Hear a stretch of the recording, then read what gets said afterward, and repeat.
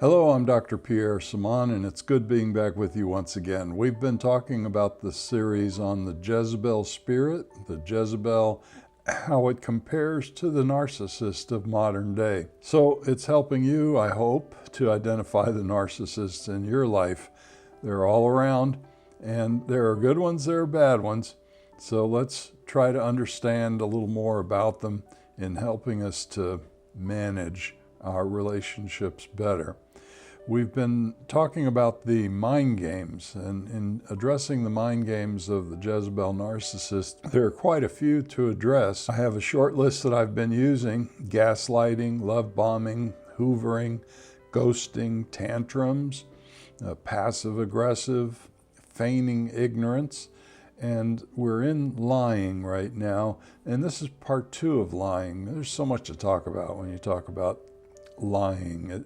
It's something that we all do, a little bit here, a little bit there. Every day there's a little bit of a fib that we might say.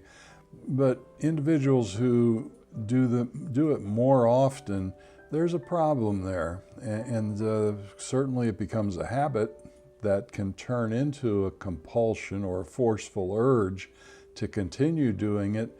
And actually, it can become a behavioral addiction, and we'll get into that at another point. Just a reminder, the Jezebel narcissist is a spiritual, intellectual condition in which a person inflates their self-importance, the need for excessive attention and admiration or entitlement, and that they tend to have a lack of empathy. Typical of the Jezebel of the Bible, typical of the narcissist of current day. What's a lie? We spoke about that last time. Just to refresh you, a lie is when someone is intentionally or unintentionally being untruthful or deceitful in misleading others due to, could be fear, could be they get pleasure out of it, or it could be even that they perceive they're going to gain something from it. There's something in it for them by telling that lie. And there are different types of lies, and today we're going to talk about some of the different types. Some of these are minor, some may be major. It's like mild to severe.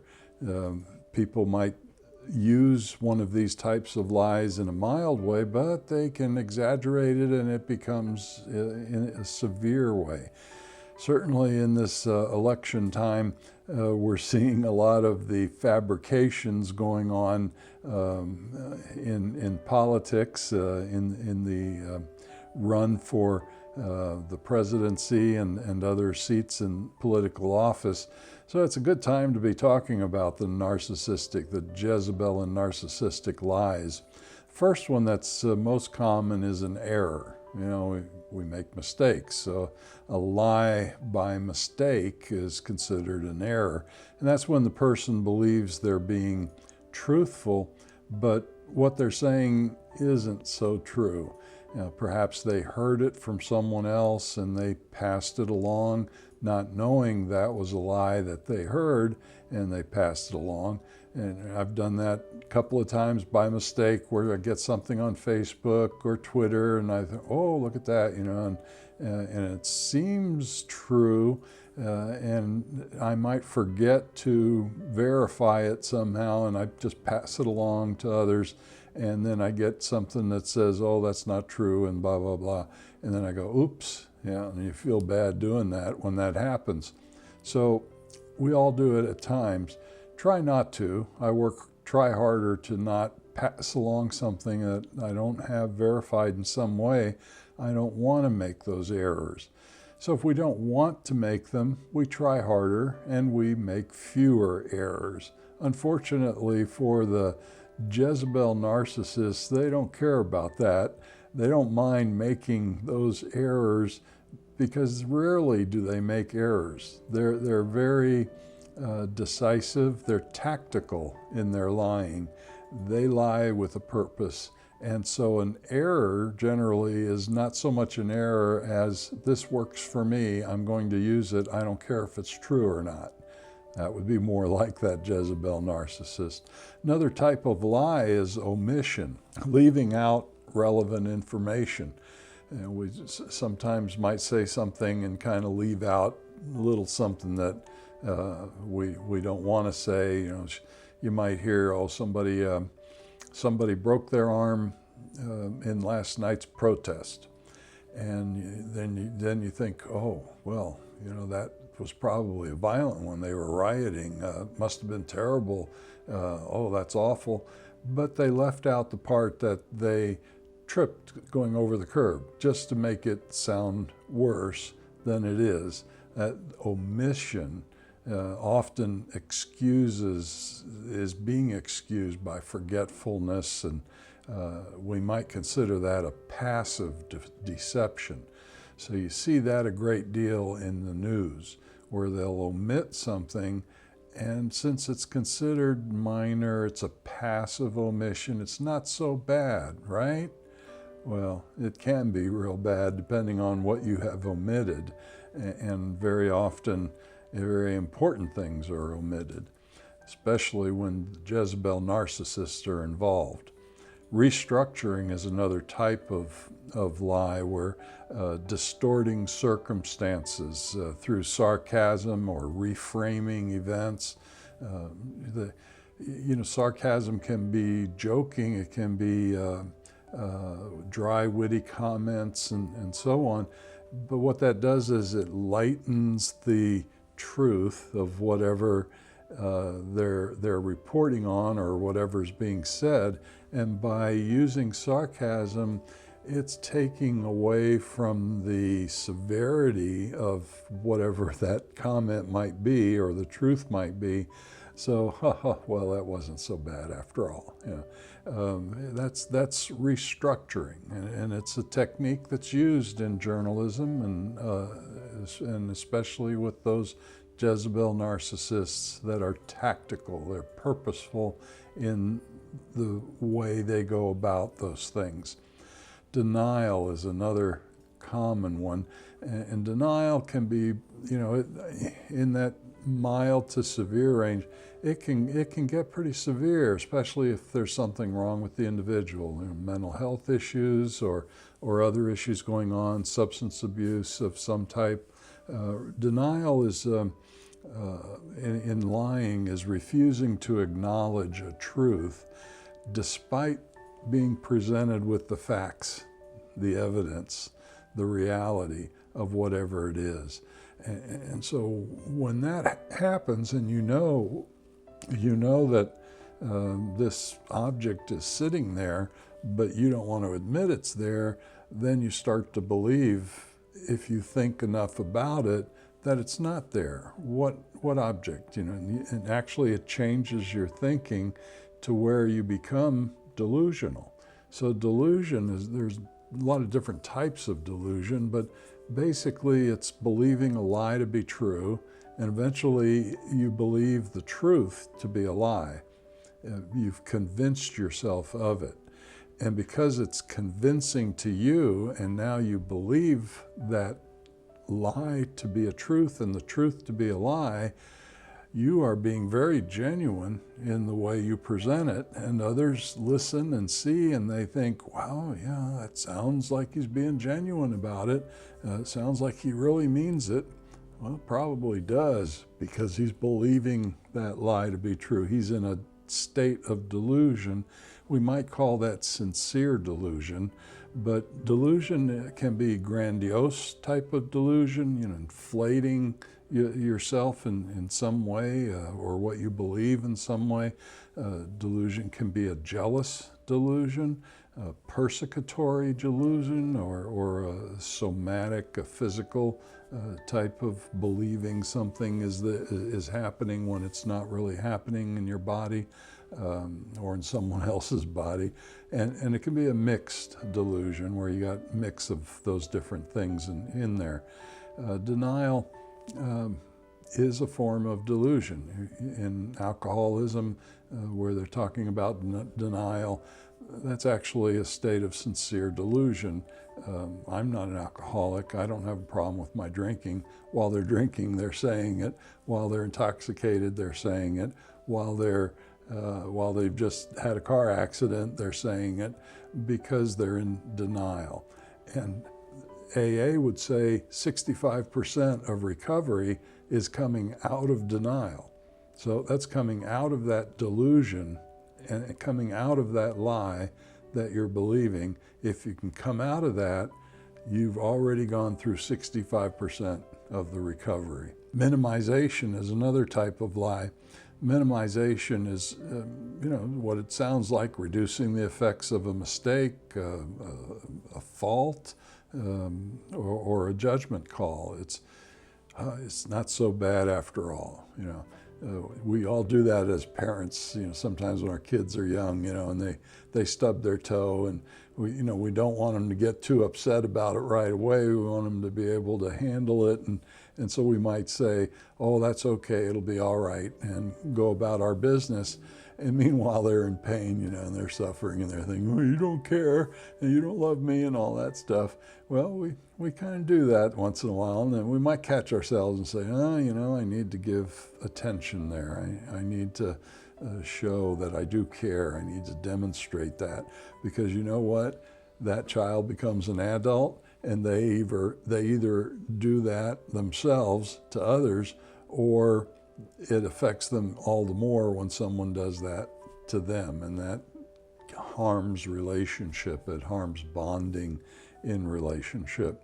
Exaggeration is another type of lying, where expressing something as better or worse. I caught this big of a fish. It just kind of grew in the stories that you're telling, and wow, it was really kind of like that. I exaggerate. But that's still a lie. It's not a truth. Maybe it's over here in the mild end. It wasn't really intentional. It just kind of came out that way.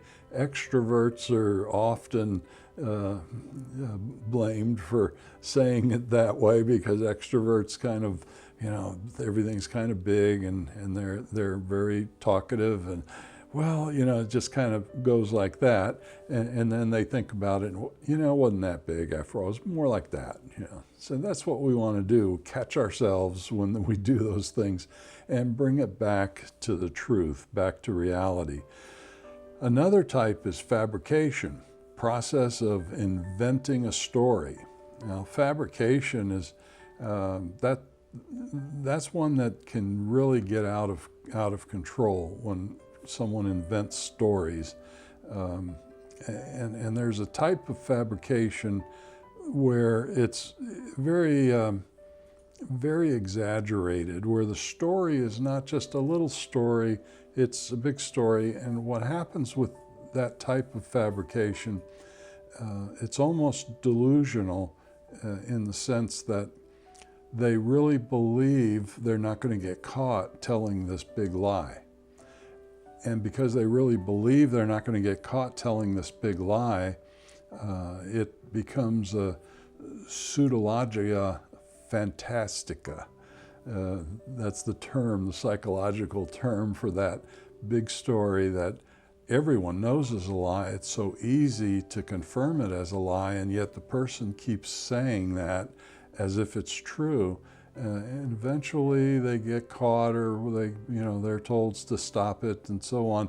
They might even stop it for a little while, but it comes back again because they've forgotten, and they're so used to saying it. It's that big story.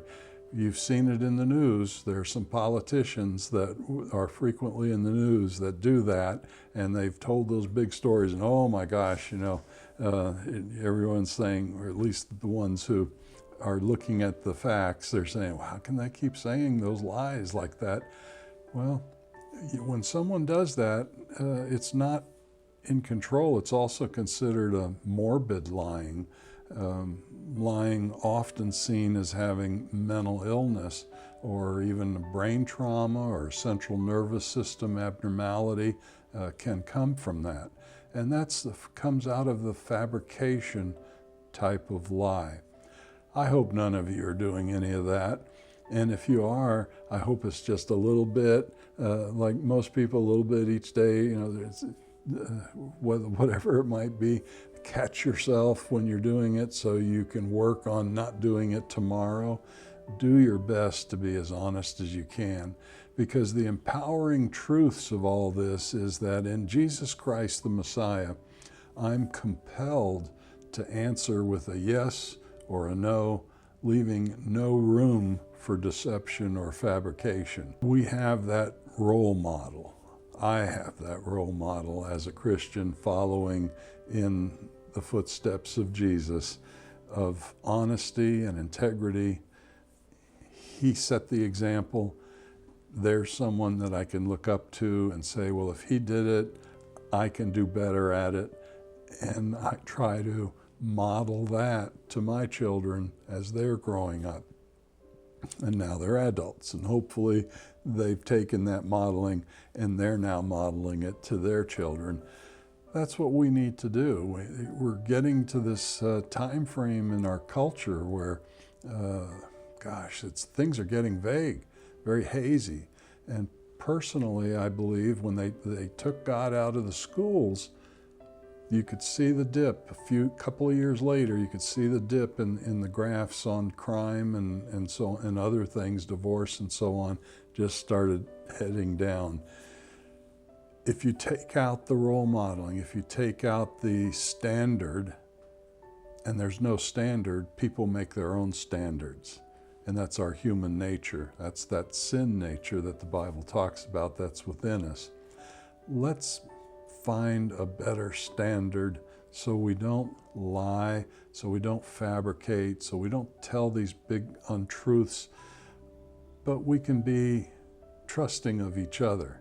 How do you form a bond in relationship, in close relationship, when the other person is fabricating, is denying, is not telling the truth, isn't being truthful? Trust can't be formed there, can it? You don't feel safe. And if you don't feel safe, how can you be in a bond, a close, genuine relationship with someone who you don't feel safe with or whom you don't trust?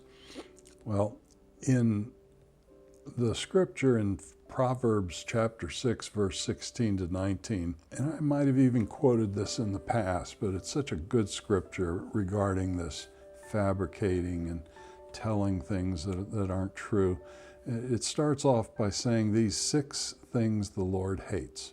Indeed, 7 are repulsive to him: a proud look, the attitude that makes one overestimate oneself and discount others.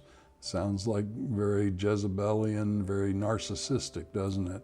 That sense of entitlement and grandiosity, that inflating of the fantasy bubble, how they see themselves.